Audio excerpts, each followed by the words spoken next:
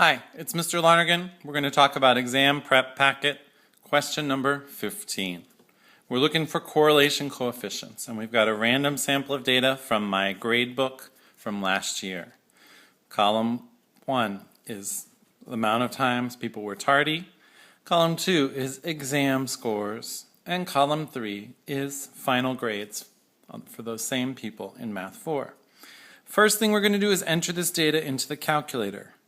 We're going to do some shortcuts. That's going to be L1, this will be L2, and this one will be L3. Then we're going to grab our calculator and enter the data. I hope by this point in the course you remember how to enter data. We start with the Stat button, and then we go down to Edit. And I've already taken a couple seconds to enter the data in these columns. Once I'm done, I'm ready to set up a linear regression to find my correlation coefficient.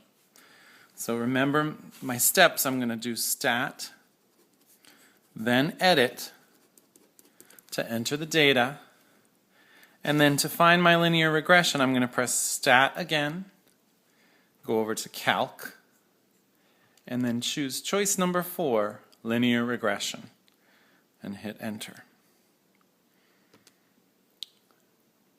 My first R value between L1 and L2 is this bottom number right here, negative 0.20. So just remind myself I do Stat, then Calc, then linear regression, which is choice number 4, when I need to find the R value. Now, if R is not shown on your calculator, you need to do a quick process. I will explain. You press second and the 0 button to go to the catalog. This gives you the list of every function in the calculator. We're going to skip ahead to the D's by finding the green letter D and pressing that button there, the X -1. And then we're going to go down that list until we see something called diagnostic on. When we get there, we're going to hit enter, enter to turn it on, and done.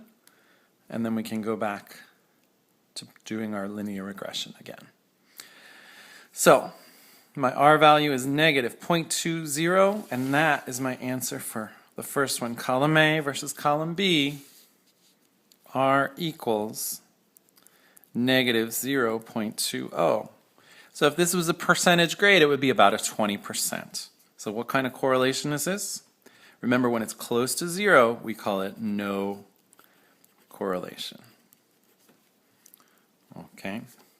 The next one we're looking for is a correlation coefficient between column B, that's L2, and column C, which is L3. So I just want to show a shortcut that you might not have seen before. On the calculator, instead of re-entering all the numbers in a new column, I'm going to do Stat again. I'm going to go Calc, down to linear regression and hit Enter. But before I do my final enter, I'm going to tell it to use list 1, list 2, and list 3. I do that by pressing the second and the 2 key. That gives me list 2, and then second and the 3 key. Oh, whoops. Second, list 2. I almost made a mistake here because then I have to put a comma. And then I'm going to tell it next to do list 3. So I press second again, and then the 3 button to get list 3. Before I hit enter, that's what my command will look like. linreg L2, comma, L3. Normally we don't have to put that in. And if we don't put it in, it's going to assume you want to do the linear regression between L1 and L2. But if you want to do something else, like this, you have to specify which lists you're using. When I hit enter, I get a linreg of R equals 0.87638. I'm going to round that to 0.88. R equals 0.88. So if I was grading that, I would say it's an 88%, a B+. And we call that anything above 0.7 or above, we call a strong positive. The strong is because it's higher than 0.7, and the positive is because it's a positive number. Use this to interpret the relationship between exam score and final grade in plain English. So I'm going to say it this way. As exam score goes up, that means final grade also goes up. And that's kind of common sense as well, right? Because your exam grade is part of your final grade.